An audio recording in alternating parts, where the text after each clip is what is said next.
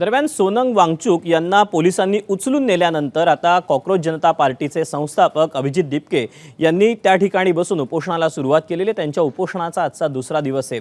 दरम्यान उद्या म्हणजे 20 जुलैला अभिजित दिपके हे मोर्चा काढणार असल्याची माहिती आहे। या मोर्चाला विरोधकांसह सामाजिक स्तरातून मोठं समर्थन मिळाल्याचं चित्र आहे। उद्धव ठाकरेंची शिवसेना देखील या मोर्चामध्ये सहभागी होणार आहे।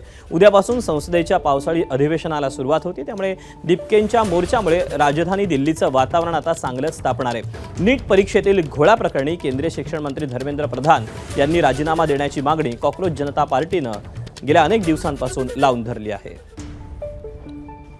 दरम्यान देशात हुकुमशाही सुरू असल्याची टीका करत उद्याच्या आंदोलनात सहभागी होणार असल्याचं खासदार संजय राऊत यांनी म्हटलं आहे। सरकार पोलीस बळाचा वापर करून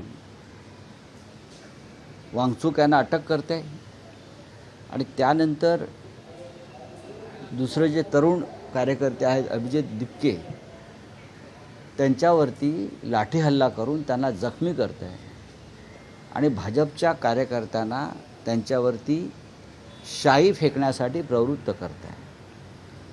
हा देश हुकुमशाहीकडे झुकला असं म्हणतात, वळला नाही। या देशामध्ये हुकुमशाही सुरू झालेली आहे एवढंच मी सांगेन।